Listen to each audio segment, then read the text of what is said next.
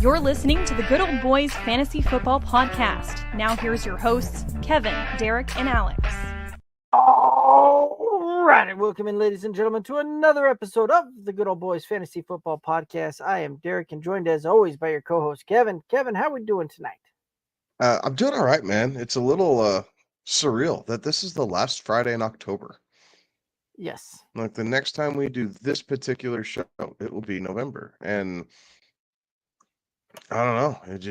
That's crazy to me. It just time flies. Time flies. So, but no, doing good, man. So enjoyed a pretty good Thursday night football game. Got some decent college football coming up. Not quite as good as last weekend, I don't feel like, but I'm looking forward to a couple games for sure. And then obviously the NFL slate on Sunday with no bye weeks. We get a break from all the bye weeks, and instead we just have to deal with all the injuries. So, Right. is what it is. But no, man, I'm good, man. Happy to be here. Happy to be hanging out with you and having everybody tune in and getting ready to fire away. Absolutely. So, kind of get that. I know that we do have a few questions, comments, all of that in the chat already. Again, guys, if you have questions, comments, concerns, throw them in the chat. Let's go ahead and get those things rocking and rolling and help everybody, kind of make that march towards them cash and trophies as we continue to rock and roll here. But you're right? Like at the end of this season, that really is kind of the halfway point for the entirety of the fantasy season, right? Like, typically most folks will have their championship in week 17. So after this week, it's 8 more weeks to place yourself in that championship game. So if you're not where you want to be, there's still room to make moves, right? Most leagues don't have their trade deadline for probably another 3 or 4 weeks. There's certainly the waiver wire that can be worked, all of that kind of good stuff. So like there's a lot of things that can be rocking and rolling on this one to make some maneuvers and make some things happen there. So, but and one of the things that we haven't really chatted about since the last time we were rocking and rolling there was the one of the trades that went down, right? DeAndre Hopkins now with the Chiefs, and certainly kind of changes some things there potentially. Any thoughts on that one? Yeah, I think Hopkins gives Patrick Mahomes a bit of a security blanket, right? Like he's a good route runner, has good strong hands, and I think it gives them some stability with maybe some of these underneath routes. And what I'm hoping it does is I'm hoping it puts a little more focus between Hopkins and Kelsey and allows us to start seeing this deep ball again, right? Like we got to get Xavier Worthy deep somehow. And we haven't been able to find that just yet. Obviously, week 1, busted out for the 2 touchdowns and thought he was going to be a bit more involved, and really has not panned out as a big play receiver just yet, right? He's just kind of seeing bits and pieces here. But typically, the back half of the season is when those rookies come on. So what Hopkins does is he brings a veteran presence, not that they need it, but just, again, to the team, all focused. I think we're going to see a renewed focus out of Hopkins being on a team that has a legitimate shot at a Super Bowl, something that's eluded him his entire career. So I think we're going to get the best version of a 32, 33, whatever it is, year-old DeAndre Hopkins coming out here this for the remainder of the season. So I think as long as him and Mahomes get on board, I think you could see him peppered with quite a few targets, honestly, just because there's going to be a trust factor that, Mahomes and Hopkins, I think, will have respecting each other's game right off the bat. Fair enough. And 32 is the age at the moment, from what I could gather there. So, yeah, absolutely. So, should be interesting, right? The last thing the Chiefs needs is seemingly more weapons, but we'll see how this thing continues to progress here. Well, their wide receivers keep getting hurt. I mean, in all reality, you look at their wide receiver room before they traded for DeAndre Hopkins, it was probably, if it wasn't the worst wide receiver room in the NFL, it was bottom 2 or 3. That's fair. That is a fair point. All righty. Well, should we go ahead and hit up a few questions? We got a few coming in here. Yep, let's do it. All righty. So Terrence over on YouTube asking, should they start Adams or Brian Thomas Jr. this week? That's a good one. I think they're going to be a bit side by side here. I like Adams having another week to get used to the offense there with the Jets, get reacclimated with Aaron Rodgers. I like Adams as a safer floor. I like Adams as a more likely candidate for a touchdown. But I do like Brian Thomas Jr. as a higher ceiling play. So, Terrence, I think it depends on what you're after here a little bit. Like if you're looking for a solid, 12 to 15 points, I think Adams is your guy. If you need something closer to 20 or more, you need to go Thomas and hope that Trevor Lawrence hits the deep ball. Yeah, I mean that's probably kind of right where I've got that one as well. Neither one of these guys have overly good matchups, right? They're at best a neutral matchup, but both of them are trending towards negative matchups with bottom 12 or teams that give up the 12 fewest or less points to opposing wide receivers there, right? So I think you're pretty spot on there, right? Floor play would be the Adams side of things. Ceiling play would be Brian Thomas Jr. As far as kind of my rankings, my projections, I've got them kind of right back to back myself in kind of that mid wide receiver 2 territory. So, yeah, I have to concur with its, ceiling or floor play. Terrence also asking Burrow or Purdy.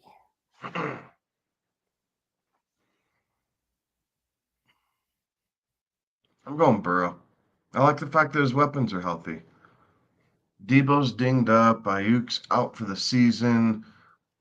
Yeah, you could lean on Kittle and hope that he kind of does what he did to Dallas last year with the 3 touchdowns and everything else. And Dallas's defense is definitely there to be had. But his weapons are down. Juwan Jennings, I think is out this game too. Like we're just running out of receivers in San Francisco here at the moment. So I think I'd pivot over to Burrow. You have Chase, you have Higgins, you have Chase Brown catching and Zach Moss both catching some balls out of the backfield. We've seen Gesicki play and Eric All both play decently well at tight end, catching some passes. Like if I'm making a decision like this, I want the guy with all the weapons, and so Burrow has his. I also want the guy that the team's got to lean on his right arm to win games, right? Like that's what Cincinnati's got to do is ultimately lean on Burrow to make that thing happen and keep them in games, keep them competitive. The defense certainly hasn't really proven that they can stop anybody on that front there.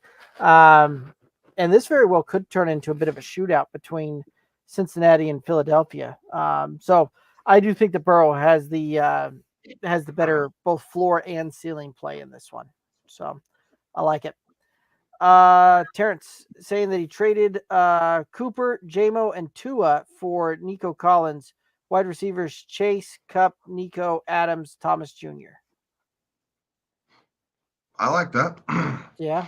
I like that. I mean, clearly you didn't need the help at quarterback, so and because Tua's been out, so nothing wrong with that. Cooper and JMO suspended the next 2 games. Cooper's getting acclimated, but he's probably not going to see the volume that Nico does. I like this. Like I think that's going to be a scary lineup when you get Nico healthy and you're going Chase, Nico, and Kupp as kind of a standard 3, and then you're able to see how Adams acclimates or how Thomas kind of cements himself as potentially the true number 1 target there in Jacksonville as the season goes on. So I love your wide receiver room, Terrence. I think it's amazing. Yeah. I like that's going to be very nice when you get all those pieces back there as well, and you can just start playing matchups, right? Like you're in a flex deal and you're really trying to choose between Adams, Thomas Jr., Nico, Chase, Kupp, like all of those things as like the flex play, right? And you can literally just play who's got the best matchup and what's that's looking like there. So that is a team that could be very scary down the stretch. So great job. Terrence, should Anthony Richardson be rostered?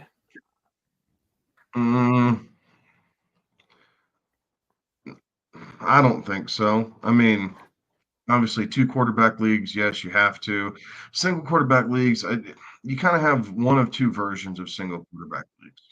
One version is everyone kind of has their guy and they don't worry about the backup quarterback. They're going after position players because of injuries and everything like that. And there's a ton of backups out there. Backups for fantasy. So a ton of quarterbacks out there. And then there's the other where everybody keeps a second quarterback no matter what because they don't want to be pinched. There's some folks who would argue on the upside of Anthony Richardson. I'm not going to argue for his upside anymore. Like we've tried, we've kind of seen how it looks. It's not looking that great. He's not showing signs of improvement. Like I think that if I could trade Anthony Richardson for Trevor Lawrence as Lawrence is getting better throughout the season, I'd make that trade in a heartbeat. Yeah, I think I'm right there with you.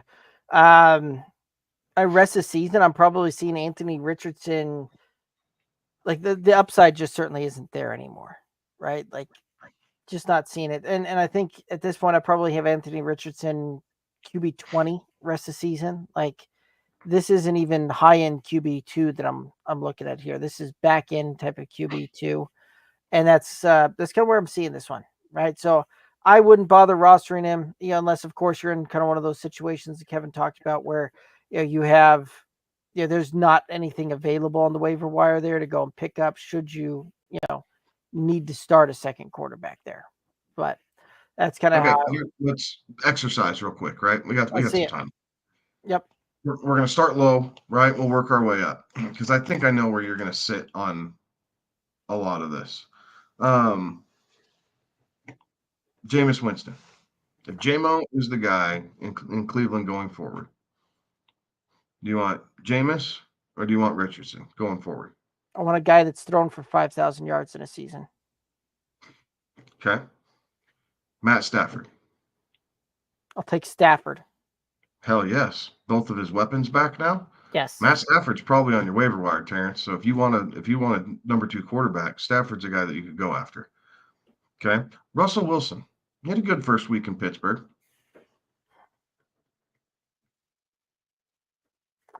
Kind of a push for me, but I'll also own up to the fact that I'm very biased against Russell, and as a jilted or not even jilted, but just what we saw the last 2 seasons in Denver, right? And so I'm sure that there's some bias Good for in that. fantasy.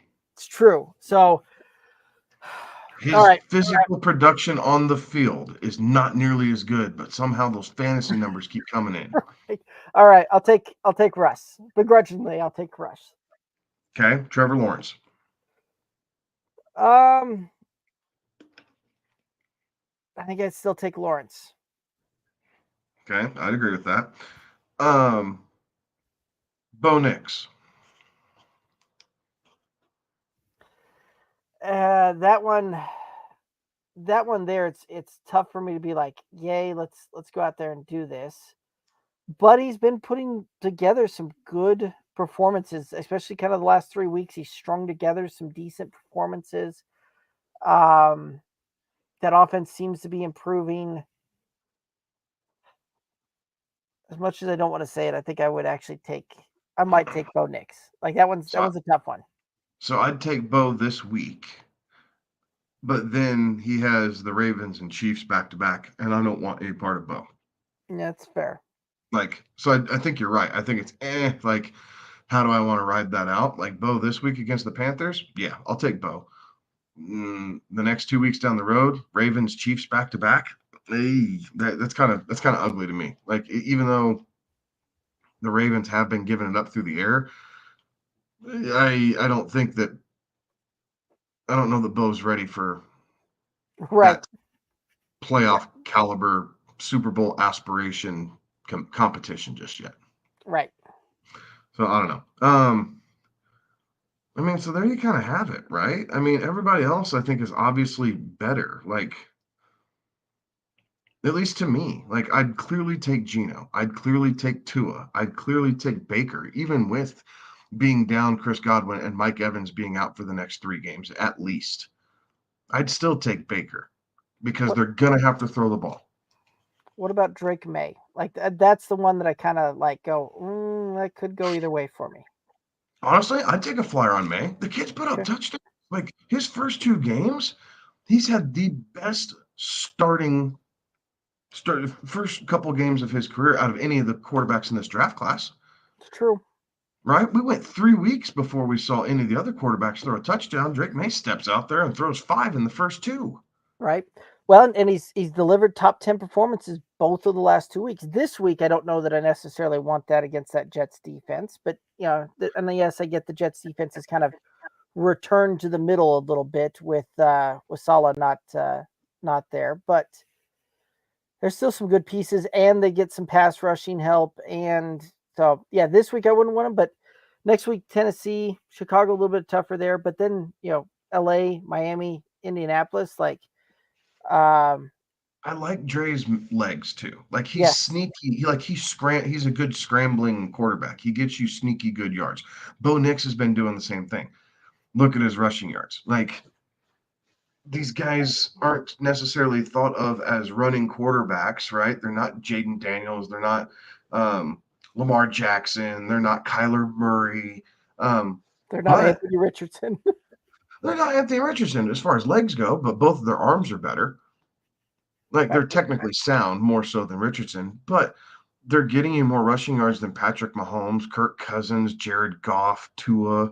Like, so Anthony's interesting. Like, I would tell you, no, you don't need him. Like, I'm kind of over that experiment. I am so butthurt that I have him in a super flex league that I just cannot get out from underneath having to start him. It kills me every single week.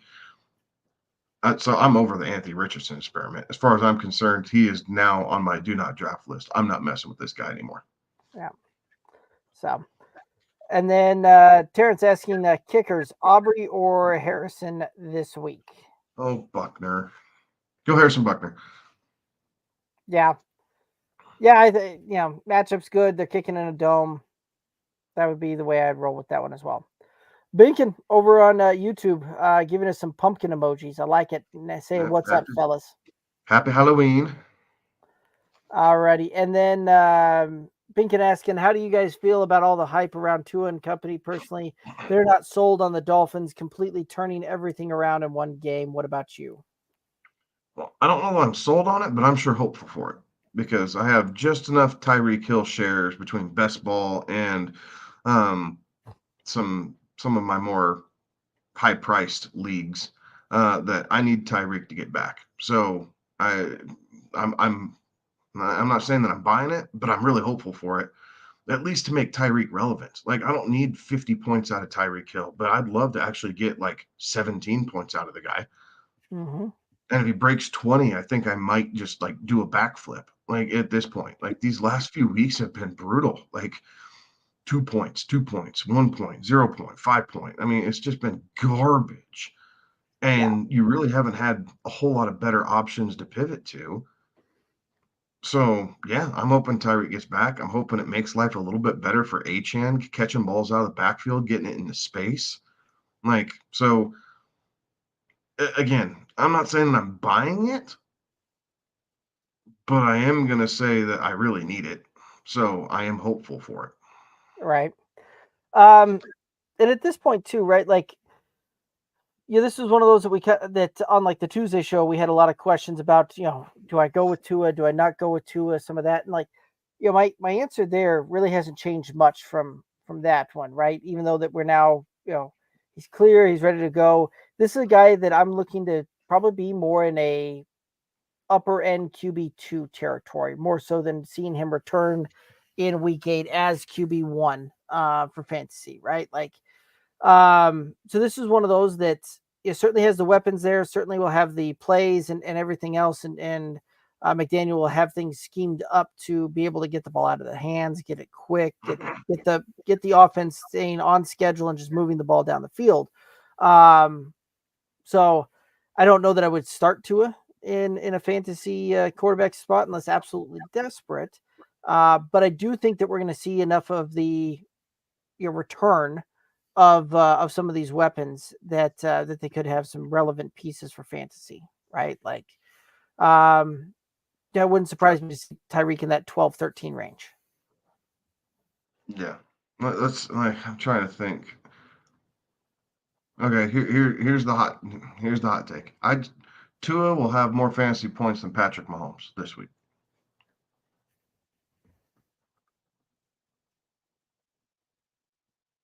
I don't know that that's that far off.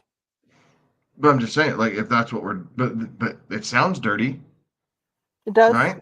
You're benching Patrick Mahomes for Tua, like. Other than that, I mean, I don't know. No one's expecting him to be in the top 10. I think those guys are kind of given, but I mean, I think Tua scores more points than Dak this week. Yeah, I could certainly see that one. So, I mean, what else we're looking at? Geno. I can see Tua scoring more points than Geno, especially if DK's not playing. Yeah. Seattle, yeah, they're at home, but a Buffalo team that's coming along here defensively. I mean, so I don't know that they're super hot takes, but they're definitely big name guys, right? Maybe outside of Geno. But I'd start Tua over those guys. Okay, fair enough. I think Kirk Cousins, Brock Purdy, Kyler Murray, and North, probably not this week, right? I want to see what it looks like. But anything south of that, I think I would. Honestly, I mean, there's a part of me that tells you that I'd play him over Bo Nix, even though Nix is going up against Carolina. Like, I can just see the Broncos wanting to run the ball 50 times during this game. Well, and I could see the Broncos jumping up by 14, 17 points on this thing. And you know, Just Bo Nix attempting 14 attempts the whole game. Like, could easily see that one. So, yeah. Something 5 attempts in the second half. He has 10 in the first half and 5 in the second half. Like, I could see that. I could see that. So, okay. So, yeah, I mean, that's certainly going to put some. It is middle of the road, but I mean, there's definitely some high caliber fantasy names that we traditionally look at that, like, if you need a shot in the arm, I mean, might be worth the shot in the arm. How much do you want to gamble? Right. Also depends, too, on some of the other options there. So, Awesome. All righty. And then Binkin, keeping a surprise of the World Series. They were saying there was a grand walk-off grand slam by Freeman. So I'm guessing that's good. I know what a grand slam is, obviously, but Alex is the one that's our baseball. Yeah, Alex is the seam head. Derek and I don't care about it. Sorry. I still live by that take of baseball should be shortened down to about 54 game regular season and 6 innings. There you go. Yeah. All righty. We'll get off of that one and get back onto the football. So Jay Smells over on YouTube asking thoughts on this team, what to work on. They've got Love, Neighbors, Metcalf, Olave, Puka, Brian Thomas Jr., Deontay, McBride, Pitts, Hall, Achane, Pollard, and Brooks. He's asking him, are they good or do they need an RB? I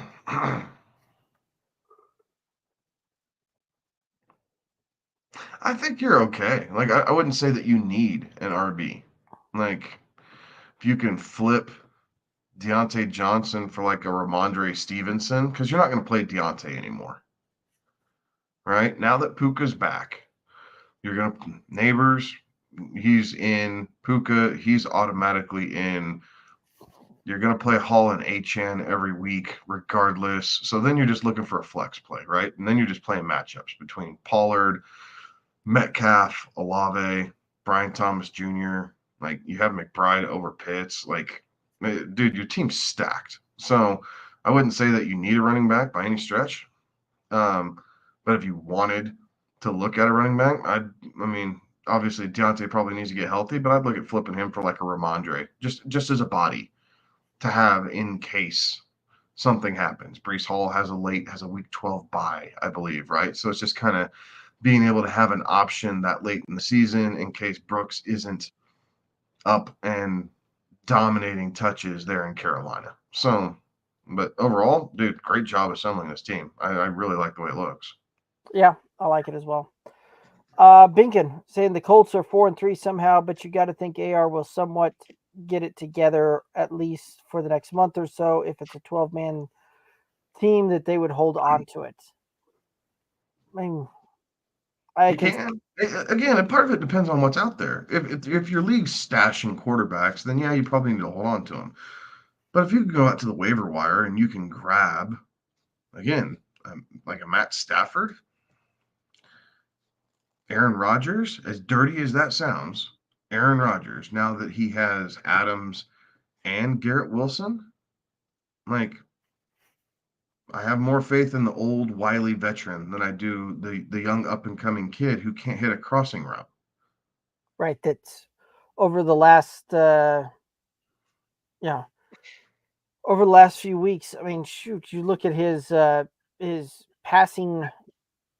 Yeah, obviously he got hurt there, but there's been one game this entire season that he's hit over 50% completion. That's it. One game that we've seen him hit over 50% completion. And that one game was when he went 3 for 4 and exited early against Pittsburgh. Like that was it. Other than that, it's 9 for 18. I'm sorry, 9 for 19, 17 for 34, 10 for 20, 10 for 24. Like, yeah, there is some of that there's only so much that you can do when your quarterback's going to dirt the ball half the throws.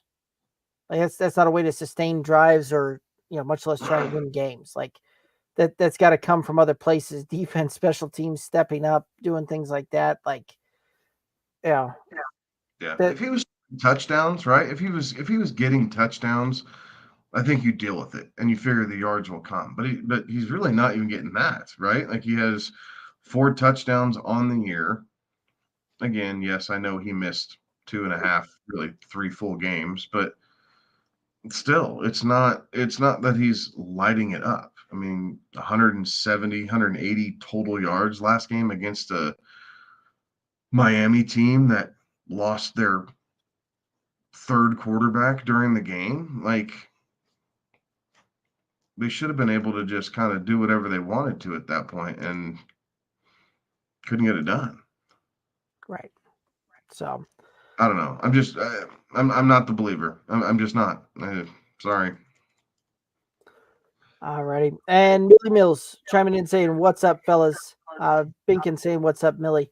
Not much, guys. You know how we're doing it. It's the Friday Night Lights, the bet set snap, joining the fantasy football huddle here. So rocking and rolling through it. Joel over on YouTube, how do we feel about the limited info on Tyreek and will he play?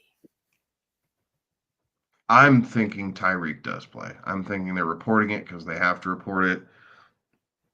So I'm gonna wait and see. Obviously, tomorrow, Saturday, is a big information day on what kind of comes up and how players go through walkthrough and what their anticipated status is for the game on Sunday. So I'm gonna keep an eye on it for sure. But I'm planning on Tyreek Hill playing, and my rosters mirror that. I absolutely have him in a starting lineup across any roster I have him in or have him on. And if I have to make a bunch of changes 90 minutes before game time, I just will. Yeah, that's kind of where I'm at there as well. I'm thinking that he probably goes, but again, right, like this is one of those that I'm keeping a very active eye on that. And I'm also mapping that out when I'm going through and I'm setting lineups, things like that. Like I know where my pivot is as well, right? So while I may have him started, if it's when that injury report comes out, I've got to pivot off of that quickly.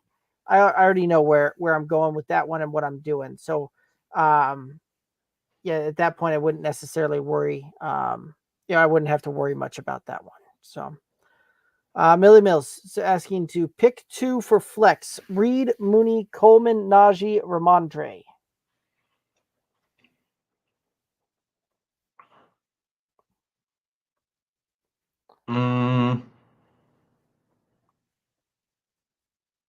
I think I'm going to go back to the Reed wagon one more time and see how that looks. And I like Darnell Mooney against the Buccaneers. He had a really good game against them earlier on in the season. I don't see there's any reason why he shouldn't have one again. And then my third option would be Najee. So Reed, Mooney, Najee would be my top three. Yeah, I think I'm kind of there with you. I'm gonna kind of change up the order on that a little bit. I would go with Reed, Najee, and then Mooney. But you're right. Like Mooney had a fantastic performance the last time we saw him out against this defense. I am just liking the what we've kind of seen out of Najee lately. And I would probably lean that route. But I think we're very much inconsistent. Reed is the number one guy on that one. Any other thoughts on this one? Negative. All righty. Sebastian, would you trade Purdy and Tank Dell for Love and Jamison Williams? Yes. Yeah, I don't mind it. Yeah, if I can get Jordan Love and JMO, yes. Again, it's all about weapons. Jameson Williams, yes, has to sit out the next 2 games, but he's been highly involved in this offense, more so than just a deep route guy. So I like having a piece of that Detroit offense. And Jordan Love's, he's done nothing but put up numbers. Jordan Love's playing great. Right. Well, there's a good chance too that by the time that Jamison Williams comes back off the suspension, we see Nico starting to make his return in Houston there, and that very well could limit the Tank Dell upside rest of the season at that point. So, yeah, I would do it as well. Numa over on YouTube, make a trade or not. 16-person league, 11th place currently. 3 and 4. It's a half-point PPR. Burrow, Lamb, Olave, Dobbins, Monty, Bowers, Waddle. The bench is Deontay, Mostert, Andrews, Tillman, Thielen. Got offered Gibbs for Lamb and Olave. No. That's not even close. No, it's not. That does. I don't like that at all. You figure Lamb's got to come around, right? The Cowboys just had a bye week. They got a tough week this week against the Niners, but they will get this figured out. So I am not giving up on Lamb at all, and I don't think that helps you. So I would say absolutely not. Yeah, not only that too, right? Like the fact that you'd also get Gibbs and your running back room would be Dobbs, Monty, and or Dobbins, Gibbs, and Monty, right? Like there is some of that you want to, like that Lions running back room's probably about the only one in the league that I'd be okay with rostering both of those guys, and potentially even starting them week in, week out. But yeah, that's a lot of that I want to kind of mitigate my risk a little bit and spread that over a couple of different places, more so than having to rely on the Lions run game week in, week out to do that. So, yeah, I wouldn't do that one. I'd be hanging on to both Lamb and Olave. Any other thoughts on that one? No, I'm right there with you. All righty. In a Numa also asking, in another league, should I drop Worthy and pick up Keenan Allen? They have DeAndre Hopkins on their roster.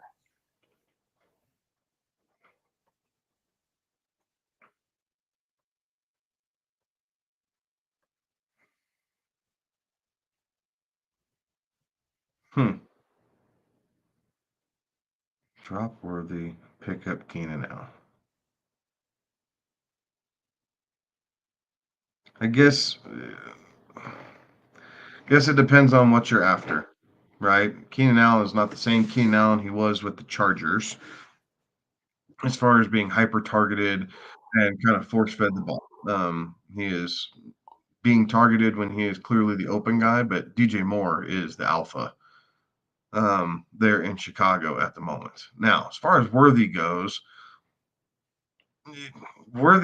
he has the most upside out of the 3 that you've had listed here, right? DeAndre Hopkins is not going to go for, 4 catches, 125 yards, and 2 touchdowns, but Xavier Worthy can, right? So maybe I think I'd keep Worthy. It gives you the versatility of, okay, do I need ceiling or floor, and then you're able to kind of play off of that here for the moment. So I think I'd hold off and wait, and I'd keep Worthy.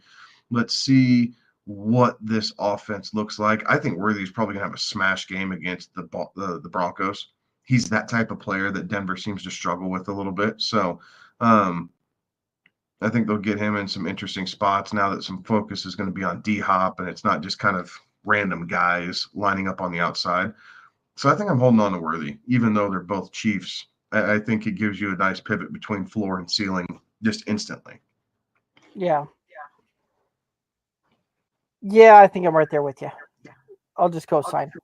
All right, Millie Mills asking Fergie or Otten full point PPR. I'm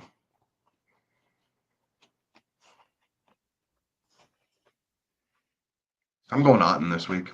Not having options, just trying to get this thing figured out. Like, I think Cade Otten, we could see him have, 8 to 10 targets. Now, he's got to come down with them to get the points, and I understand that. But I think for this week, I want Cade Otten. Yeah, I think I'm right there with you. One of the few guys on Tampa Bay's offense that's actually been lining up and running routes on a consistent basis. We've certainly seen the target share pick up over the last few weeks as well. And he's put up 2 back-to-back top 10 performances for fantasy purposes. So, I would also go with Otten as well. Jamon over on YouTube, start Olave or dumpster diving to the waiver wire, such as Wicks, Watson, Bateman, Troy Franklin type of guys. No, I think you got to start Olave. I mean, what are you giving up to get one of those guys? Right. Because you're not going to drop Olave to do that. So I think that's kind of the most pertinent question is what would you be giving up to pick up one of those guys? Right. And Jamon, you can certainly let us know that in the chat. We can circle back around. But yes, I would be, just off of the initial question, I'd be starting Olave as well. Binkin, this in response back to the Tua and Miami question, saying that so at or around mid-pack from Miami, that's about where they were at as well. Thanks, guys. Most welcome. And Jamie saying that my guy's hitting that home run 100%. Welcome back in, Jamie. It's been a little bit since we've seen you in the chat. What's up, man? Jamie also saying sup. I'm sorry. Binkin saying sup, Jamie. Alrighty. And then Jay Spell saying that Deontay may heard that Deontay may go to the Bucks. Maybe. It's Maybe.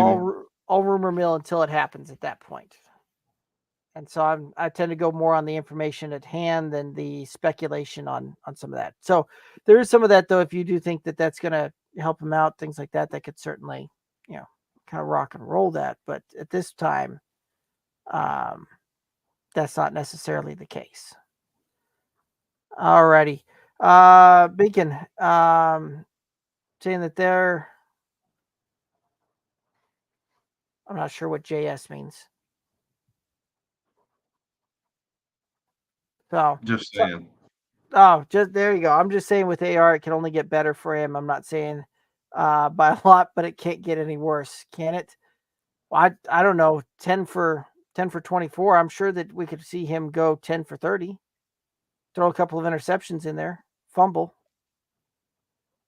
get 100 yards passing on 10 for 25. No touchdowns. It's maybe we've seen his floor, but I don't think his ceiling. I don't think the ceiling's top 5, right? We drafted him as a community. We thought he would be top 5, top 6, something like that because of all this upside. And we haven't seen big time glimpses of it. So, yes, I'd agree. We've probably seen at or close to the floor, right? We've seen how bad he can play. But what we really haven't seen is how good he can play. But hope is not a strategy. Like it's just not. And for that it needs to be. I need to have that printed on a wall somewhere. I've been saying that a lot on multiple different facets, not just fantasy football related. But hope's not a strategy. So, I mean, bury him and you're giving up a roster spot when a bunch of starting wide receivers are hurt and you're trying to find out what you're going to do in pivot, and we got the second round of bye weeks coming up after this week, and you got to dance around that here until the playoffs come and you're making a playoff push. It's just a lot of things to juggle. So, I mean, if you're in one league and can manage that, yeah, sure. I mean, across my 50, no, I'm not. Right. Yep. ZH over on YouTube, 10 team standard. They have Henry and JT with week 14 buys during the playoffs. I'm 6-1 right now. Have Kenneth Walker as RB3 currently. Would you trade downgrade to get rid of the buy issue? If so, for who? Well, first thing I would do is for next season in that league, vote to have it where the playoffs are outside of bye weeks. But that doesn't necessarily help your question right now. I mean, if you could flip JT, go Yep. for it. I'm not giving up Derrick Henry. No. I'm just not. Excuse me. But if you can get some fair value out of Jonathan Taylor, I mean, maybe he pops a little bit this week. I mean, go for it. So Right. sometimes it's hard trading position for position. And going that route, sometimes it is a little difficult, but Kenneth Walker is definitely not a bad pivot. But yeah, I'm not trading Henry. So if you're looking to flip one of those, it'd be Taylor. Yeah. What if you thought, what if you ended up going Taylor for tell me where you'd kind of draw the line there as far as where you think that deal could get done, right? It's like straight across, right? For Mixon. I'd start okay. with Joe Mixon. Okay, I could see that. What's the lowest that you would go on that one? The lowest I would go, I'd settle for David Montgomery, but I'd need a solid wide receiver too also. Okay, and that's kind of where I was as well, is that Monty would be the lowest running back I'd settle for in there, but also wanting another piece in that to help with that roster. So ZH, really good question. Awesome. So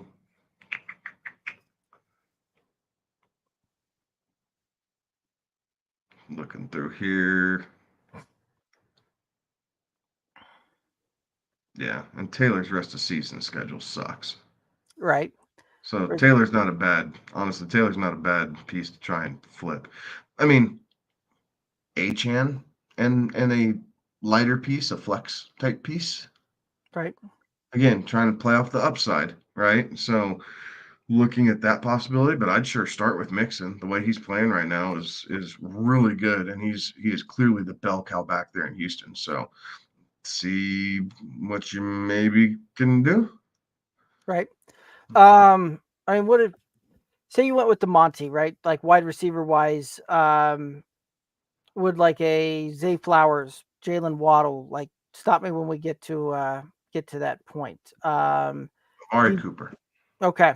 That was the next name on the list. Like so. I think I like the potential upside of Josh Allen having a big-bodied receiver who runs really good routes to be able to throw the ball to. So I think Amari Cooper and David Montgomery for Jonathan Taylor would absolutely fit the bill for me. Okay. And I like that because that one there, could certainly add some more depth to the piece, right? Like you're trading away some star power and the potential bigger upside for Monty's got probably one of the safer floors out there for running backs, and it's a high floor to it. And then you've got the flexibility that Cooper could provide there as well. So I really like that thought. Awesome.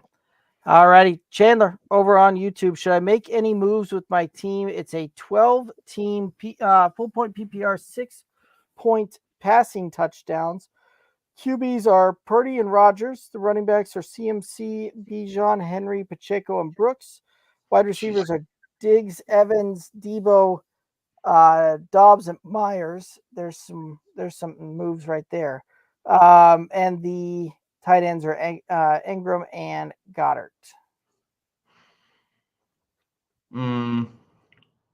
Yeah, go back to the wide receivers, Derek. Let's take a look at those. So yeah, Diggs, Evan, Debo, Dobbs, and Myers. I think Diggs is the one guy that you don't want to move, and you can move any of the other four or a combination of 2 for 1 to try and improve your wide receiver situation. Right. Or take one of those guys and take one of those wide receivers, couple them with Dallas Goedert, and you could go that way, go that route too, right? Goddard's got just enough name power that could potentially make some moves there for a team that's hurting at tight end. Right. I mean, Debo and Goddard Debo and Goddard for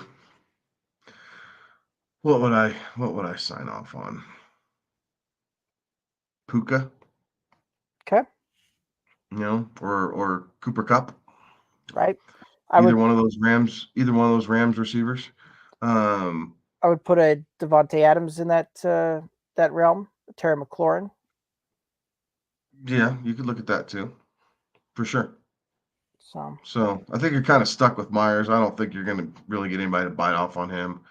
Dobbs is going to be involved in the Packers offense. So again, he's probably going to be the most consistent wide receiver on the Packers. We touched on this all the way back in the preseason when we were doing these team breakdowns. Dobbs is not the flashy guy, but he is the most consistent guy of this mix. Christian Watson's the deep play, the deep play guy when he's healthy. Jaden Reed's kind of that Swiss Army knife who does a lot of yak work on limited touches, but when he gets the ball in space can be dynamic and completely change the look of your fantasy lineup in a given week. So, but Dobbs is Mr. Consistent. He's going to see 7 to 8 targets. He's going to come down with 5 or 6 balls, and he's going to have anywhere from 55 to 80 yards, and you're just hoping he gets in the end zone. Like, that's Dobbs' stat line, week in and week out, basically.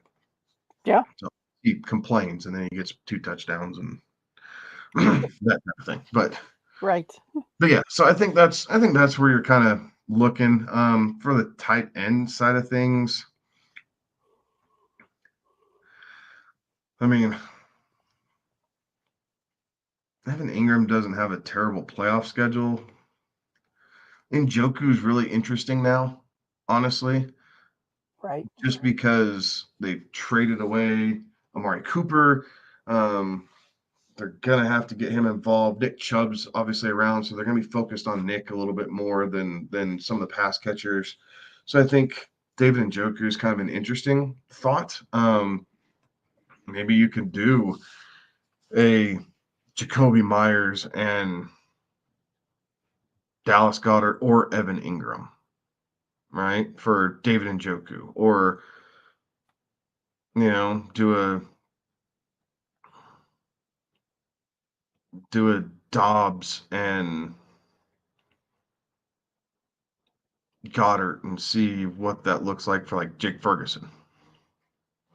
So I think there's a couple different things you could do there without blowing all of it up. But I like the running back room. I think you're okay at quarterback, but I do think you probably need some help at receiver, especially with Evans again missing at least the next 3 games.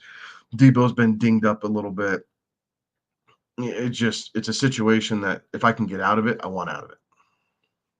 Fair enough. David over on YouTube, full point PPR, Laporta, Addison, and for Andrews, Wandell and Benson. They're weak at wide receivers. They have James Conner, so Benson is his handcuff. Andrews has looked better than Laporta.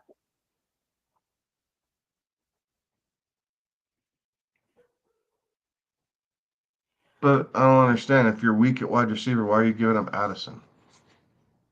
Right, to get Wandell. That's a lateral to maybe even a downward move in my mind. Yeah, especially if the Giants are going to go with the Drew Lock experiment going forward. I don't think Wandell's the answer. I think I'd rather keep Addison. The way the quarterback play you're getting in Minnesota right now with Sam Darnold is far better than what you're getting out of New York. And I think even more so if Drew Lock's going to be the experiment here going forward. Like, I'm all for getting your handcuff. And I'm not opposed with moving Laporta, but maybe it's but yeah, I mean, if they feel like they're getting a better player in Laporta than Andrews, maybe you get that and Benson as a 2-for-1 type deal, possibly, right? Because Benson's not doing anything. He's only at this moment he's only valuable to you because he's the handcuff. But I wouldn't give up Addison if you're weak at wide receiver. Wandell's not the upgrade. No, he's not. Binkin, Dobbs or Higgins this week? Dobbins or Higgins? My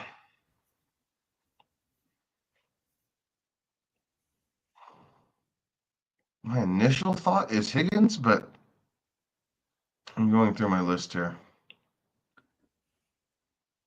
I would also agree on that kind of initial thought being Higgins. But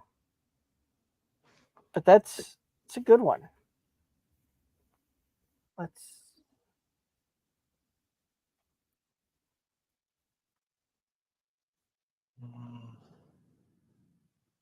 No, I'm gonna go with Dobbins. I'm a pivot. I'm gonna go Dobbins. Right, the Chargers taking on New Orleans. We saw Javonte Williams score his first ever 2-touchdown performance in against New Orleans last week. The Saints are giving up the 6th most points to opposing fantasy running backs. So I'm gonna lean on Dobbins this week over Higgins.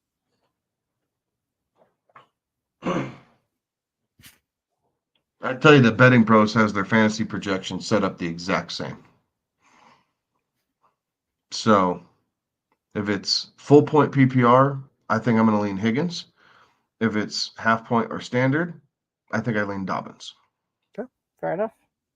Alrighty, well, Binkin, there you go. Split decision, but you have the reasons behind it.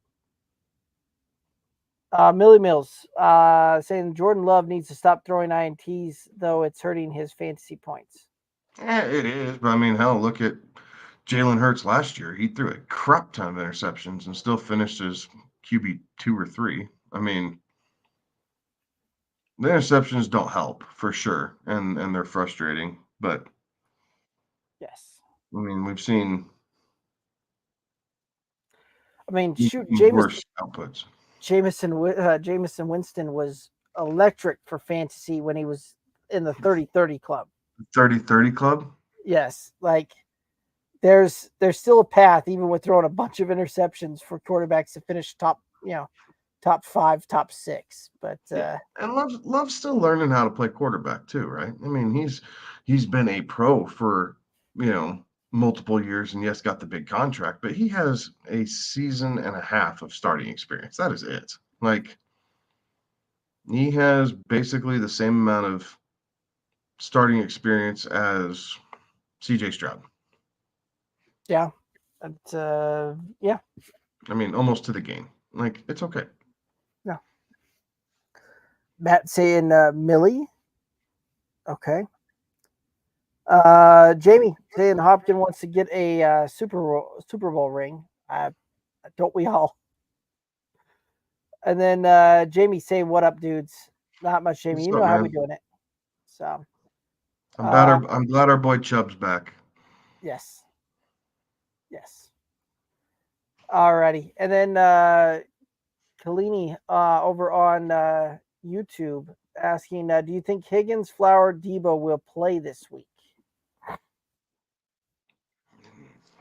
I haven't seen anything on Flowers. Is Flowers on the injury report? Did I miss that? Well, I'm gonna double check right now. That's what I'm doing too. Flowers is listed as questionable, but he was back at practice on Friday. So the fact that he missed practice on Wednesday and Thursday, but he's back on Friday, still listed as questionable. So, guys, trending or returning to practice late in the week tends to be good signs there. T. Higgins had a limited practice today, but still looks like he's trending towards going, unless there's some setbacks, things like that.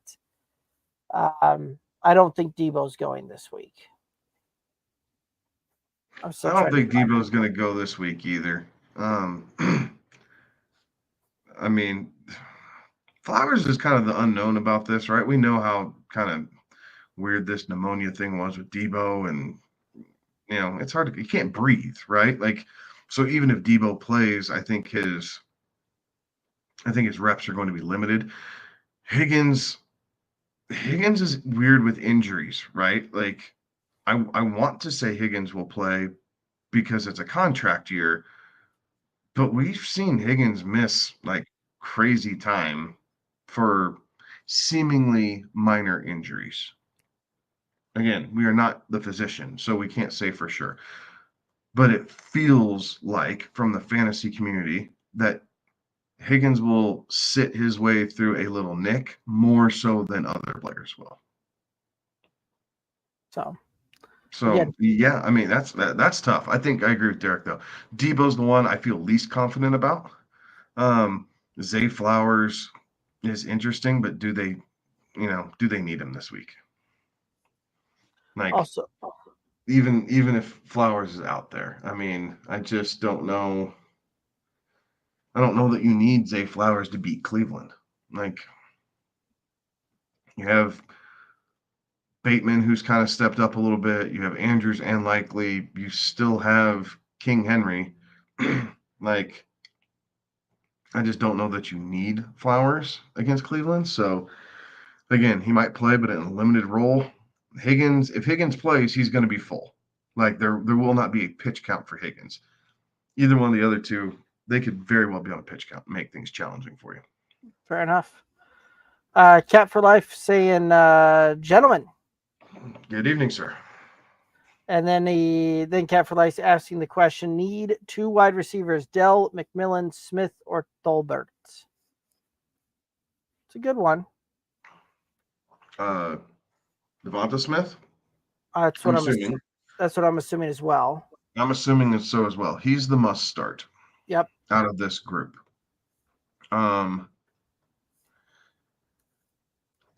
Man, I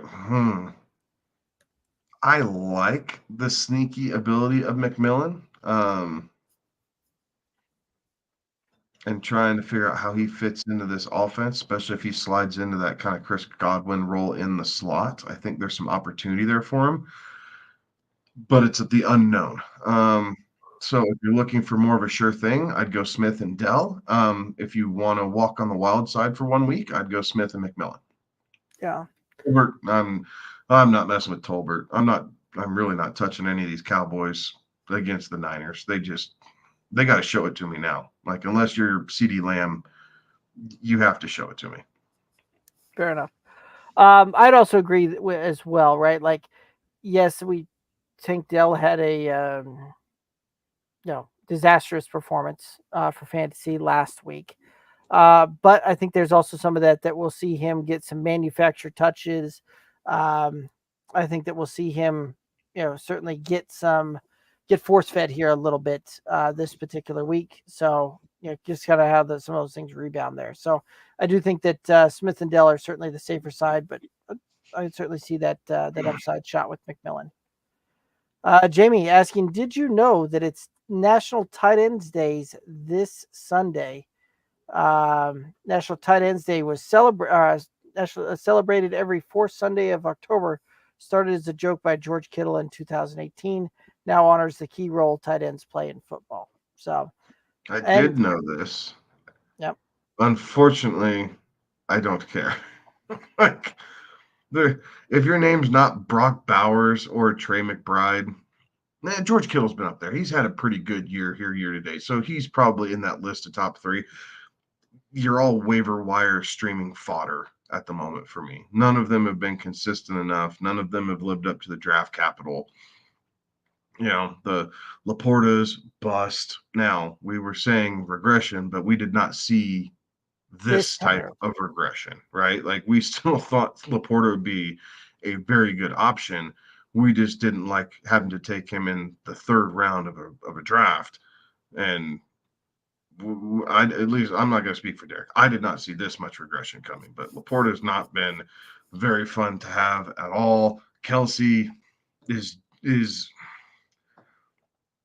decoy, right? He's being used sparingly. I think there's some guys up and coming. I think Njoku is on his way up with JMO. I don't mind Ferguson, Evan Ingram, and Kyle Pitts. It's, tit for tat. Tucker Kraft has been super interesting because he's getting in the end zone, but if he doesn't get in the end zone, we don't really like him. Like, I don't know. Like, I'm not buying it. Yes, Jamie, it's cool, right? The whole thing that George Kittle just started joking around about it, and now it's like turned into a thing. He should have patented it. If he didn't, that's a shame. His publicist didn't do a good job. But I don't know. The tight end position is just so frustrating this year. And I'm very much glad that for the most part, I am in the camp of just wait. Like, unless you have a deal fall into your lap, just wait on tight end. It's not worth it. Right.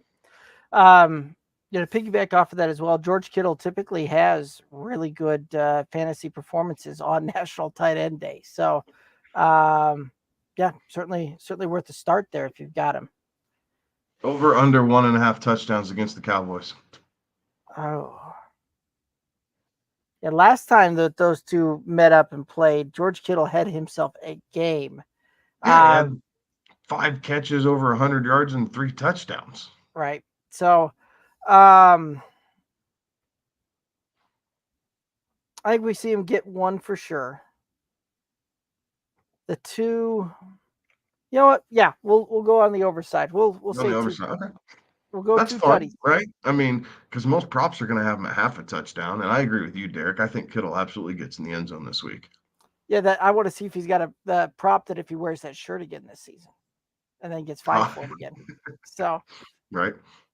Everybody out there knows what I'm talking about, but I won't say that out there. All right.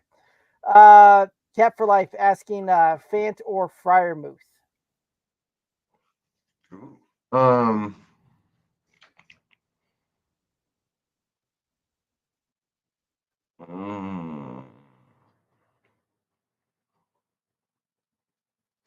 going to go Pat Freiermuth, but barely.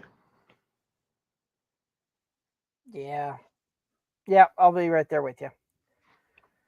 David, full point PPR, Laporta, Addison, and Tajay for Andrew, Wandell, Benson. I'm weak at running back and have James Conner. He just retyped it. Yeah, he retyped it. Okay. My statement still stands. Like, I'm fine with you getting your guy, but Wandell is not an upgrade over Jordan Addison here going forward. Now that Malik Neighbors is back, the possible change at quarterback, that's not helping your wide receiver position. Now, I'm all for, if you just want to try and do Laporta and Tajay for Andrews and Benson, I'm all for it. Like, if that's what you want to do, there's nothing wrong with that, but I'd rather have Jordan Addison over Wandell Robinson. So would I. Millie saying Matt, my guy. So back to those two saying hi to each other in the chat. Jamie saying that he's hitting up the bars on Sunday to pick himself up a tight end. There you go. Attaboy. All right, Jamon. Y'all like Dowdle versus the Niners, Bucky versus Atlanta, or Warren against the Giants this week? Full point PPR. The Warren touches from last week have me leaning towards him, but it feels wrong. I think Warren is the guy this week. So I would tell you I'm on the same lines. There's a good chance that Bucky doesn't play against Atlanta. Originally, the report came out that he was going to be out early. And they've kind of walked that back and say, no, like, he's questionable. He's more of a game time decision. Like, but even at a game time decision, when you're running 3 backs in Tampa Bay, if something gets tweaked or if he's just not off to a hot start, you could see him just continue to ride White or Sean Tucker. Yes, Tucker. So, and then Dowdle against the Niners, no, thank you. I don't see it. So I'd tell you Jaylen Warren is the play this week against the Giants. Okay. And I actually wouldn't mind going the Dwaddle side of that one, just from the standpoint the Niners have given up, like it's a neutral to almost plus matchup at that point. The Niners are giving up 12th, 13th most points to opposing running backs there. So I don't mind that one. And at that point, Waddle certainly has more of the backfield to himself than what Warren would. But Kevin made some really good points there that I almost was swayed over that way as well. So I would definitely agree, not Bucky this week, right? yes, We're in alignment with that? Okay. we're consensus, and So there you go. both, So we narrowed it down to 2. yep, and we both gave you our reasons as to which guy we would lean on there. So Yeah. you can make your pick from there. All righty. And then Matt saying that they're going to go Geno over AR this week. Yep. So would we. And nothing wrong with that. ZH. Oh, Mixon does have a week 14 bye. Yeah, week 14's a bitch. Yes. Yes, it is not a fun one for the fantasy this year. I mean, you could get really cute and go ETN and get a good wide receiver piece with it, right? But ETN, this is about as low as you're gonna be able to get him, right? Like, yes, he sat out last week and Tank went ham. So we'll see what kind of the fallout is, but I think let's see here. I was even like, well, you know what? What if we went like with a Brian Robinson Jr. also week 14 bye? Right. Josh Jacobs in a piece. Yeah. James Conner in a piece. Wouldn't mind that either. Mm-hmm. James Cook. I don't know that you'd be able to get a piece with James Cook. Maybe a flex play. That would fall into like the Jacoby Myers category. But James Cook, not bad. Aaron Jones, maybe not bad. I mean,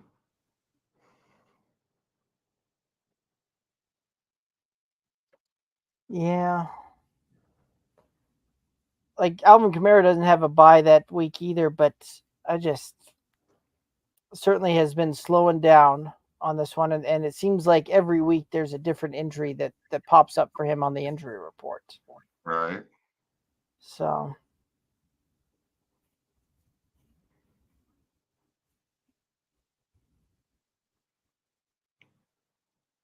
Yeah, I mean, Monty. There you go. We're gonna go back to Monty. yeah. Stay true. Nothing wrong with Monty there. Get yourself a wide receiver 2. See if you can buy off that name power and see if that does something for you. Right. God, week 14 is gonna suck. Yes, it is. ZH was also saying LOL to that, and Binkin then also chiming in with LOL. There's a lot to that week 14 this year. So, Millie Mills, would y'all trade Kamara for Kenneth Walker III? At this point, I would rather have Kenneth Walker than Kamara.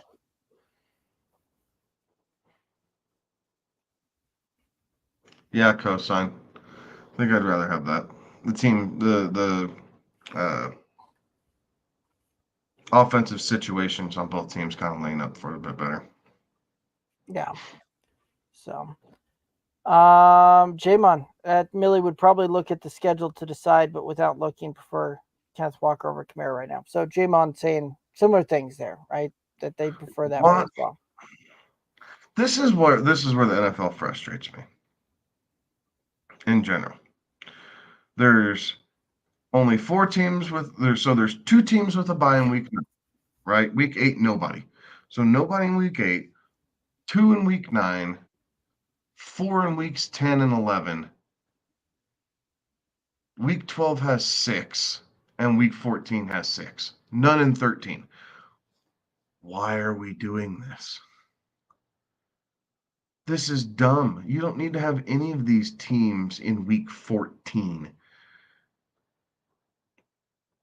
You can have 2 in week 13, 4 if you absolutely feel like you had to, and then the other 2 you put in weeks 11 or 10. Like, this part of the NFL frustrates the bejesus out of me.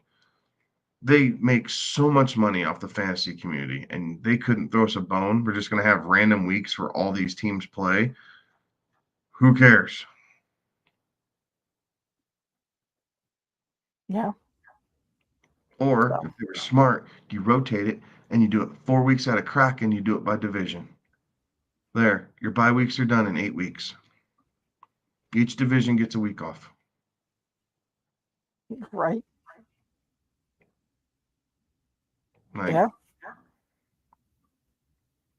schedule makers, they're Right.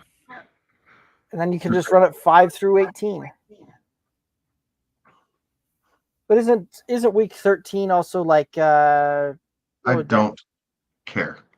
I'm thinking just week 13 is the Thanksgiving weekend, and that seems to be everybody's got to play that week. Which is okay, which is fine. So again, you only have 2 week 9. Right. So you could either go 4 or 6 teams in week 9 and then add the other teams to week 10 and 11. Right. There's still a way around this. Yes. I would agree with that. So, yeah, lots of fun. Lots of fun and no fun at the same time. All right. Puck over on YouTube asking thoughts on trading away Garrett Wilson and Marvin Harrison for Nico and Olave. Other wide receivers are McLaurin, Hopkins, Jennings.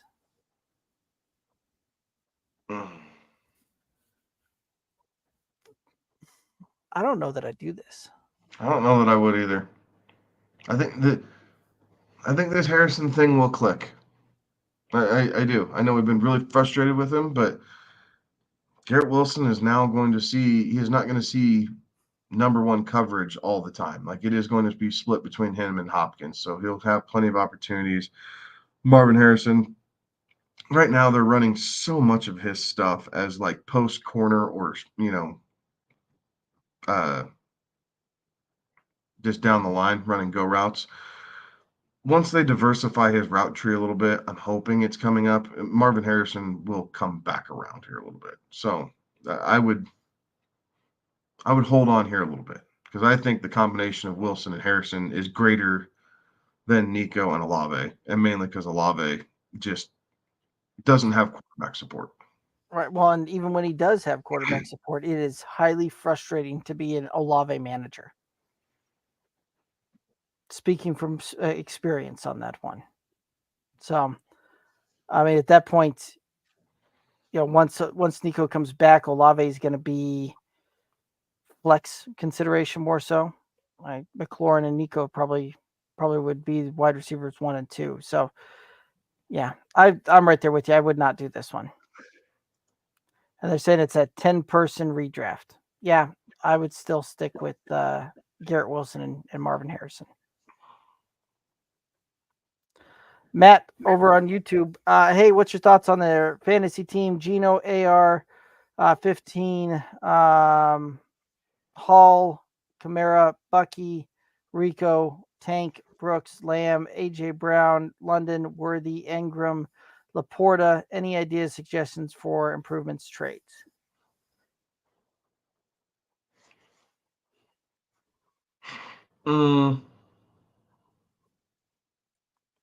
I'm very interested how they managed to put Hall, Lamb, and AJ Brown and and London and Kamara all on the same roster there.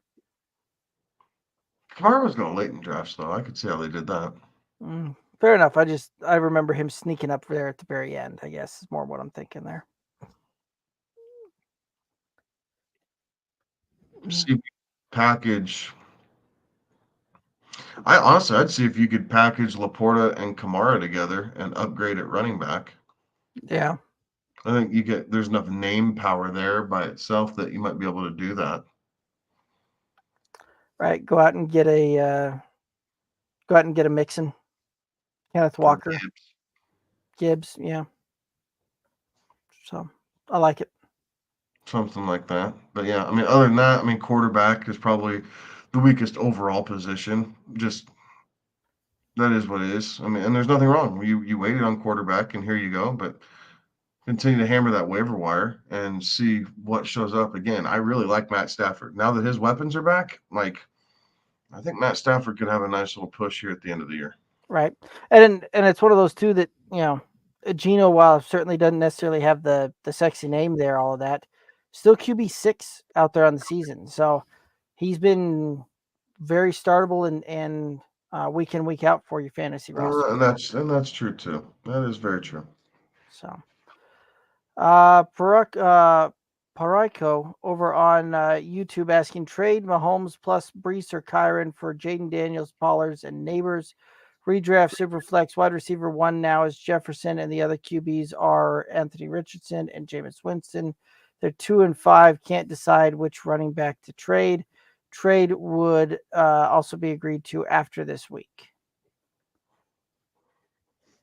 Mm-hmm.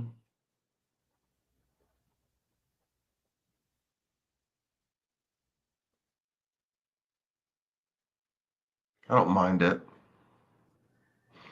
Would you rather give up Brees or Kyron?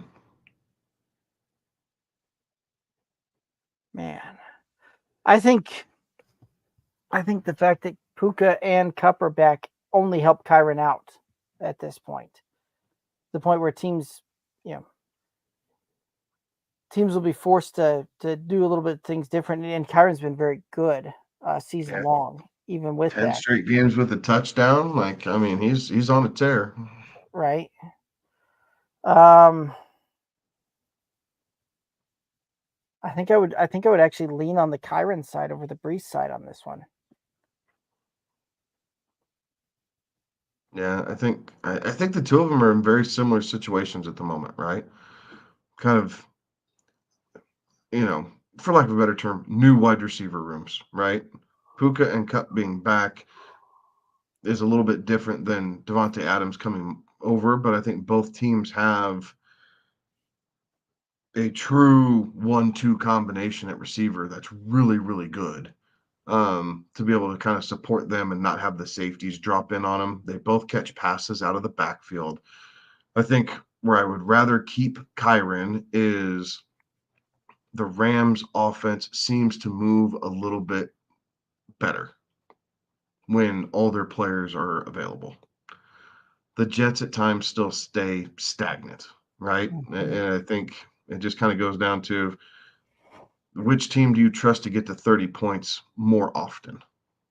Actually, I'll take that a step further. I trust Sean McVay's offense to do that far more than whoever's calling plays now for the Jets. And So there especially you with go. Nathaniel Hackett still as the official offensive coordinator. Right. So part of it's opportunity. And you know that the Rams are, a half a game back of the Seahawks now. So they're right there in the thick of it. The Jets are chasing the Bills already. They're kind of fighting for second place in that division. So yeah, that's tough. I mean, or do you do it? I mean, the name, Like it is one of Jaden those, Daniels with banged up ribs, if he takes another hit and they're cracked right? and he has to sit 3 weeks, does that help you? Not at all. And I get that you're 2 and 5 and you're trying to make a move, but I mean, I don't know. I think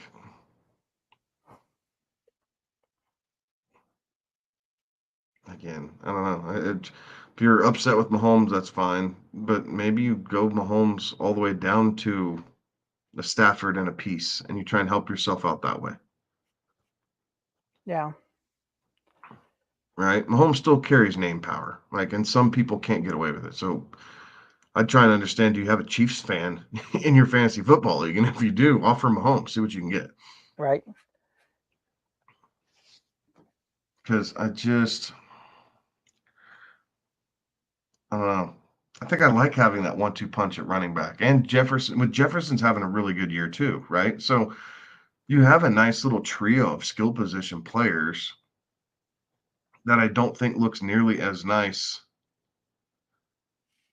with the uncertainty at the Giants quarterback position and bringing Neighbors in. Like, Right. he's had a good start to the year, but this Drew Lock thing scares the crap out of me with Malik Neighbors.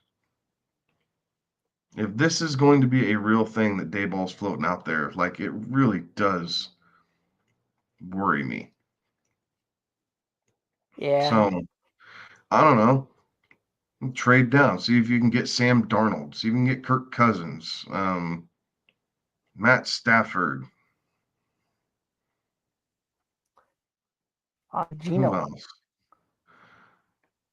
I mean, Dak Prescott. Yeah, that would be a Right? I buy mean, low. I think I think there's other names out there where maybe you don't have to give up as much. Like if you're just trying to improve quarterback, I think you can do that and fleece a couple people here because of the star power that Mahomes has. Right. Yeah, I would agree. Tingley over on YouTube. Heyo, help with one flex PPR. Franklin, Tolbert, Shepard, or Tracy, or Ingram, Ferguson, Hunter, Henry. We don't play tight end position in this league, but we can flex them. Dude. Right? So at that point, man. It's Tracy or one of the tight ends for me. And I think I'm leaning one of the tight ends because of the PPR aspect, as dirty as this sounds. Yeah. So do you like Ingram or Fergie more this week? This week I like Ingram by about a hair. Like it's really close for me. I think I'm right there with you. Like Ferguson, I think might have the higher ceiling overall, but I think he also has the tougher matchup. Right. And with my flex, my flex is really I want a guy to go out there in my flex and deliver 8 to 10 points in most cases, right? In a PPR that's probably closer to 10 to 12 type of thing. But I think Ingram probably is the best bet to get there. I mean, I have a soft spot for Sterling Shepard, but I can't in good conscience be like, yep, that's the guy to go with. So I think it's Going up Tracy against or Ingram. Pittsburgh. Well, in Pittsburgh, I don't know that I love that Pittsburgh matchup for Tracy. I don't, but yeah, I think the play is Ingram. I'll co-sign that. At home against Green Bay, they're going to have to put up points, so they're going to be throwing the ball. Right. He's projected at 11.5 points. Ingram Right. is. Yeah. Like, Yeah, as much as it pains me to be like, let's throw a tight end in the flex, I think Ingram's the way to go on that particular call this week. I think I agree, Derek. Terry asking Kincaid or Otten full point PPR. For me, Otten this week. Yeah. Yeah, I agree. I think that we'll see Cade Otten get that 10 to 12 target type of range. Yeah, I think Otten's going to be a top 3 tight end this week. Okay. Yeah, I'm not quite as bullish on that one, but I've got him in top 5, so I can, yeah, we're not far off there. When you're talking projections, things like that, that's usually within about a point of each other. So I like it. The Frogs over on YouTube, Tua, Knicks, or AR Anthony Richardson this week. 2 is the ceiling, Knicks is the floor, AR is the bench. I like that. The new rendition of what is that? Keep Trade Cut. It's ceiling, floor, bench. I like it. J-Mon at Pareko would 100% do the deal, and they'd rather keep Kyron over Brees. So, Terry, full point PPR Parasol if Debo doesn't play, Mooney or JSN. I would think I would go Mooney if it was my roster. JSN's intriguing for sure, but I think I would go Mooney. Yeah. JSN and Mooney, I've got those two really pretty much back to back at that point, but I do I do think that we'll see some good things from him this week against Atlanta. So yeah, I'd go with that order as well. Puck over on YouTube also saying the thoughts on trading away. Sounds like they've also got Cup on their roster as well for the wide receiver.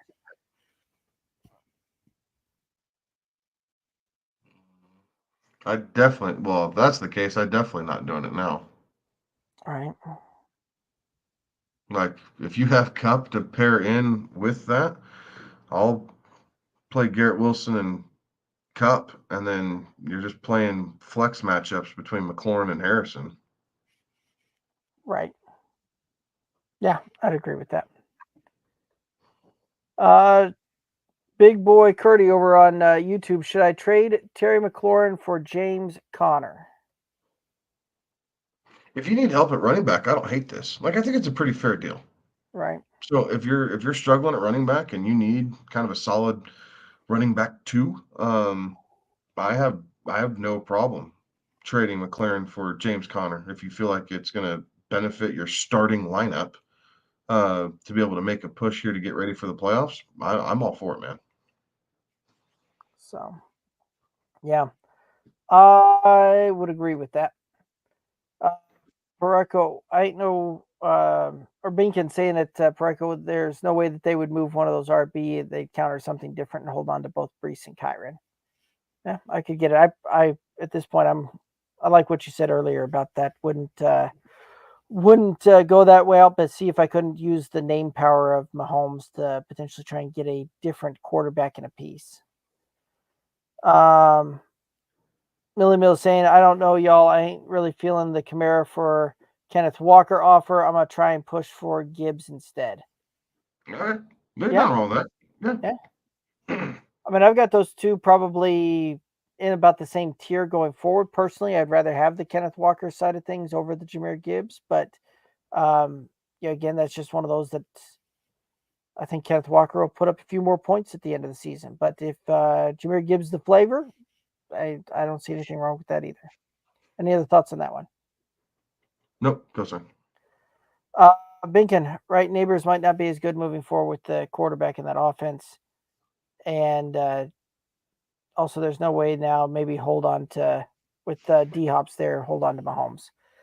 I don't know, right? Like, this is one of those that the Chiefs aren't the Chiefs from 3 or 4 years ago, where they have to score 30 plus points every single game to win, right? That defense is locked in and is really good, and actually probably doesn't get enough credit for how they managed to keep that team in games and ultimately win games on that one.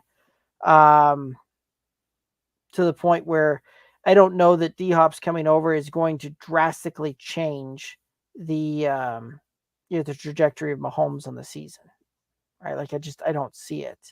I think Mahomes, what we're seeing this year from Mahomes is going to be very similar to what we saw last year, where we get a guy that's going to be at best the back end QB1. Any other thoughts on that one? No, I agree.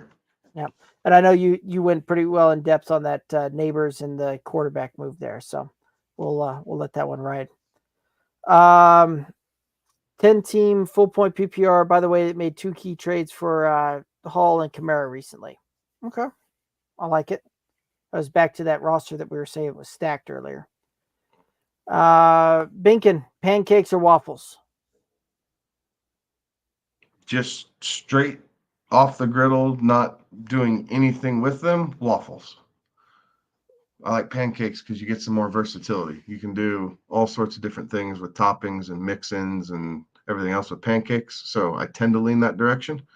But if I'm not allowed that option, waffles. Okay, I'll expand on this one and give 2 options. You can have butter and syrup on both or either.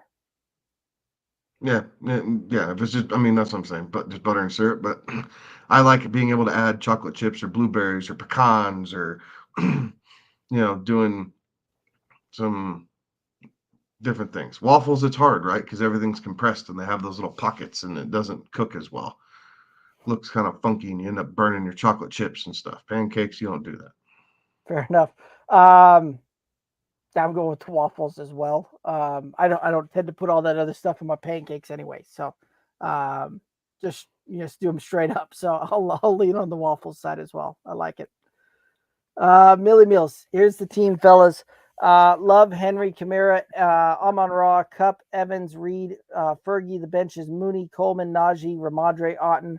Want to flip Kamara, but don't want to have a tremendous drop off there. It's a 10-team PPR league. Package Kamara and Mooney together and then move up. Yeah. Pick one. Pick a Gibbs, pick a Joe Mixon, pick a Kenneth Walker. I mean, pick someone who's a couple spots above Kamara. But that deal's good enough that it's a very fair offer. Right. And where I would try to start with is trying to go with a Kyron, and if that doesn't work, then moving down into the Kenneth Walker, Joe Mixon range. I like that one. So, Tingley, who should I play in case Debo can't go? Full point PPR: Shepard, Franklin, or Tolbert? Ugh.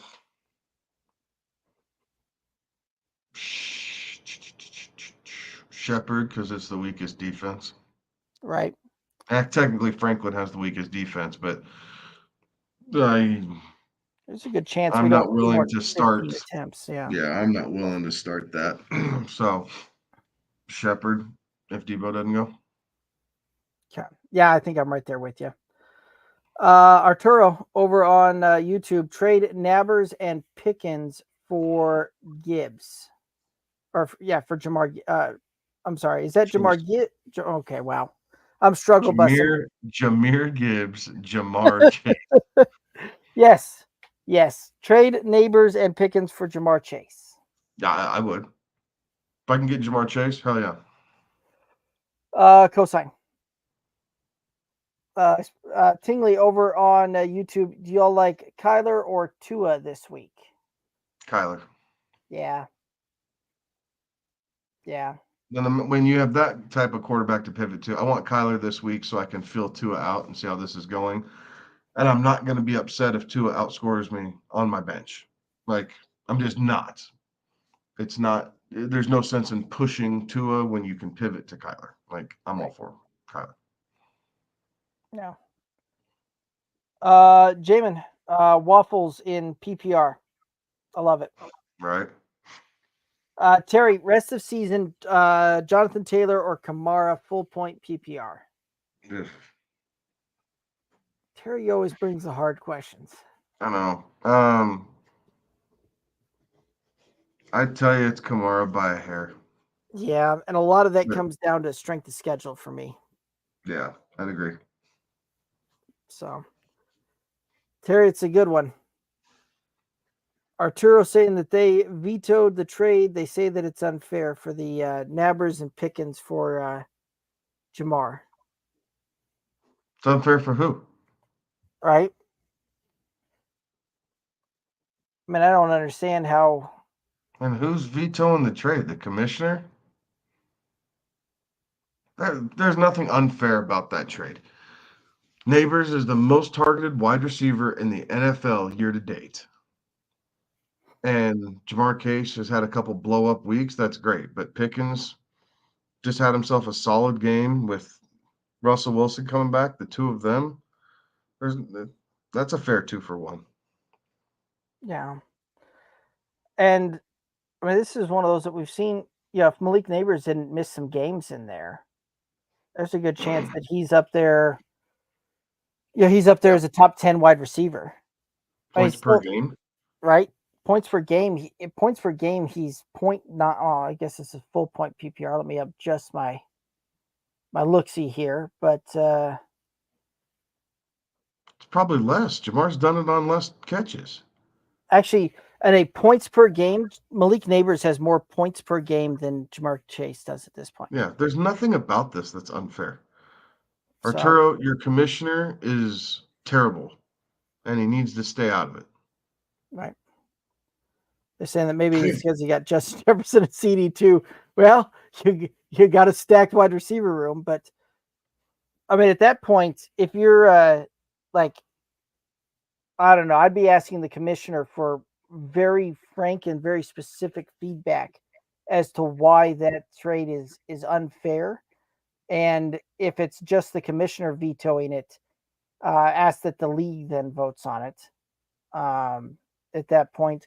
And there does come a time that some of these leagues that I've left leagues before because of commissioners, because they Oh, hell yeah. A commissioner can suck the fun right out of a league. Makes you not want to deal with it anymore. That's terrible. So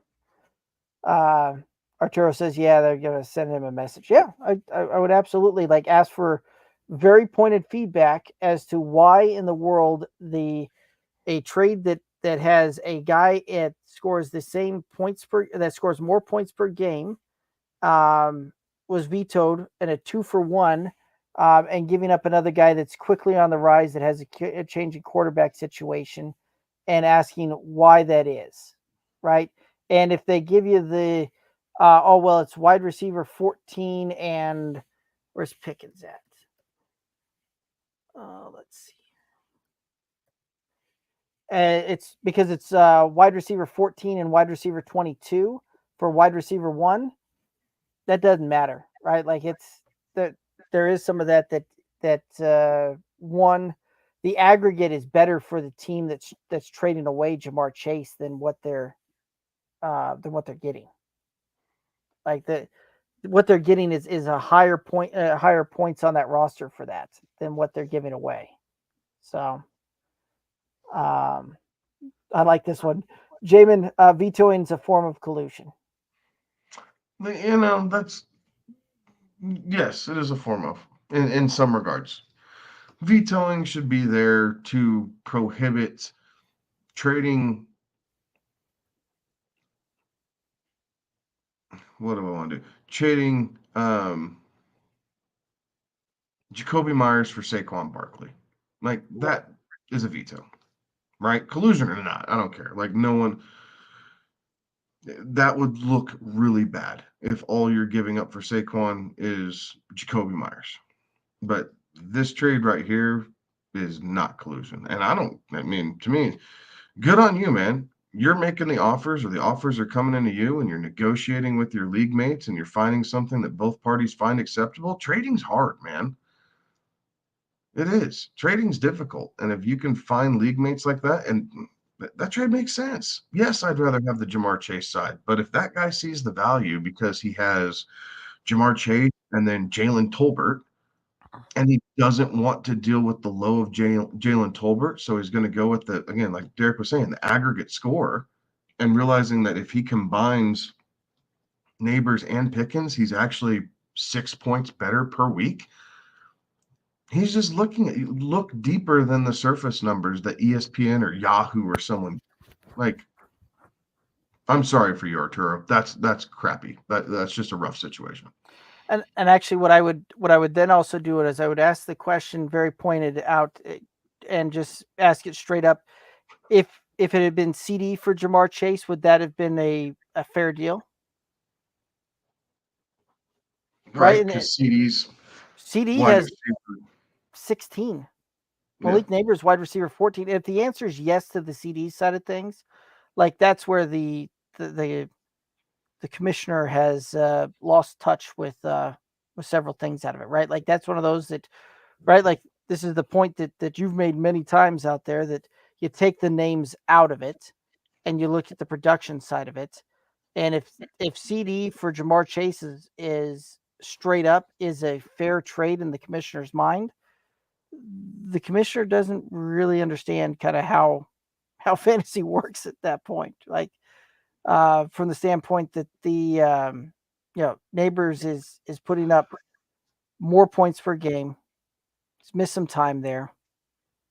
The and the aggregate on that one makes that a far more even deal than CD straight up at this point.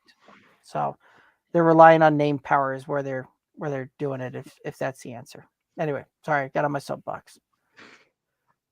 Tingley, where do you guys stand in the Tampa Bay wide receiver discussion? McMillan, Shepard, or Palmer?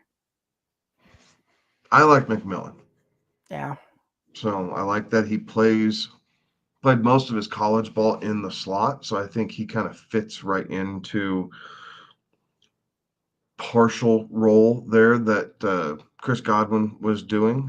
Palmer's more of an outside guy, so I think that'll help this week with Evans a little bit, putting some speed on the outside. But I mean, it's just going to look a lot different. But I think McMillan could see a ton of targets as well. So I like him best. Shepard is kind of that wily veteran, is okay, but I don't think that's going to last very long. And then Palmer, yeah, I'm gonna take the unknown. I took my chance on McMillan. That's where I spent fab after losing Chris Godwin in our home league. That's the guy that I went after, was McMillan. Fair enough. McMillan, ceiling, Shepard, floor, Palmer, bench, right? Like that's kind of where I see that one at. I do think that Shepard, and you touched on that one, that I do think that Shepard will be good in the next 2, maybe 3 weeks, but beyond that, I think we're going to see that offense expand beyond that, and we'll see McMillan really kind of take more of a step forward on that one. And when Mike Evans returns, that helps McMillan out even more at that point. Sterling Shepard, I could see them utilizing him on the outside, moving him on the inside into the slot type of thing there, right? There's a definite connection between him and Baker going back a long time there. But even at that point, I think that Shepard could have a good week or 2 here, and we'll start to fade down the stretch. Tingley saying the commissioner sounds whack, LOL. Fair enough. Terry saying loaded team alert. It's a half-point PPR. Who should they flex? Gibbs, White, B-Rob, Hunter, Cooper. Terry, I really like some of these things that you bring us because it's a which fantasy superstar darling should I roll out there this week? No doubt. I'm gonna. White's the guy I'm least likely to start, so I'll move him to my 5th on the roster there. I'm gonna tell you Bijan, but I would not be surprised if Kareem Hunt outscores all of them. I think that's Brian Robinson Jr. over Bijan. Is the way I'm reading that. Oh, Ben Gibbs. But I still wouldn't be surprised. Well, yes, with Terry's rosters he puts out here, wouldn't surprise me if that was Bijan. That's why. Sorry. I think I'm leaning Gibbs, but again, would not be surprised to see Hunt outscore everybody on this list. Kansas City's doing a good job using him, and Kareem Hunt looks like himself from 4 or 5 years ago. Yeah, he does. Yeah, he does. I'm in agreement there. Gibbs would be the guy that I'd roll out there. So Terry's saying the Titans' run defense is stout. Yeah, but Detroit's on another level. And again, you want Gibbs because he gets into space and can take it to the house in one play. Right.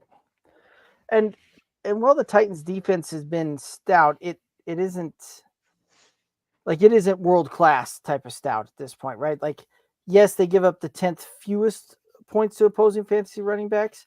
Yeah, that's not that far off of the median at that point. To the point where it's it dissuades me from playing them. So yeah, I would still lean on Gibbs at that point. But really good question, Terry. Alrighty, and that's gonna take us down here to the end of the questions. If anybody's got a last minute question to get into here, we can certainly hit it up here. But yeah, I think we'll kind of start going through final thoughts, unless there's anything else you want to hit up. No, I don't think so. Good questions tonight. Yeah, really good questions. Any final thoughts out there for the viewers and listeners? Good luck, right? It's starting to get kind of crunch time, right? I mean, especially after this week. Decisions need to be made and roster moves need to start happening, positioning yourself for the playoffs. You're going to hear us talk about that a lot here coming up. So continue to hammer away at the waiver wire, see where trades are available.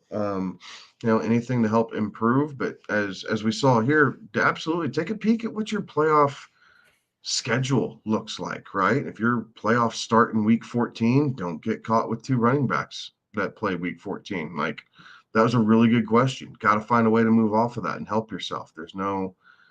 It's not fun walking into the playoffs knowing that your top 2 running backs are on a bye and whoever you're playing is going to get an easier matchup. Make it difficult on them. So continue to grind through and look at those things. And, whenever you want a second opinion or just food for thought, hit us up at Good Old Boys FF. We try and get back just as soon as we can in between our normal 9 to 5 jobs, or 6 to 4 jobs, or 7, Whatever 10 whatever to they are. 7 jobs. We have all sorts of random jobs. But let us know. We'll get back to you. Absolutely. So, and we did have one question come back in here. We'll hit this one up and we're going to sign out after this one. Before we hit this one up, for everybody out there watching, listening, all of that, do us a favor, hit the like button, smash the subscribe or follow button wherever you're watching and listening to this. And if y'all can also head over to YouTube, youtube.com/@goodoldboysff. Click that subscribe button, ring the bell.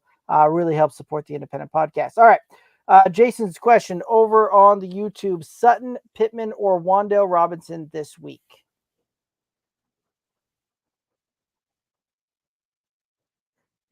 For me, it's the order that's written. Yeah, I'd agree with that. As crazy as that sounds, I think Sutton's going to have the best day. Yeah. And keep in mind, that's with us saying that there's a good chance that we can see Bo Nix throw 15 attempts, right? Like, even with that, I think that Sutton still has the best day, right? Like, Pittman may get 8 or 9 targets, probably only 2 or 3 of them that are even catchable. And I don't really trust this Giants offense against this Pittsburgh defense. So, any other thoughts on this one? No, sir. We're in agreement. All righty. Well, guys, that's gonna do it for us tonight. We're gonna call it a night here. We'll be back on the Tuesday show, having lots of fun and getting ready to rock and roll on that one. And appreciate everybody tuning in. Like Kevin said, some really good questions. I very much appreciate everybody tuning in, chiming in, and throwing those questions out there. So thank you for that. Makes the show a lot of fun when that comes through. But that's gonna do it for us tonight. He's Kevin. I'm Derek. Have a good one. Be safe.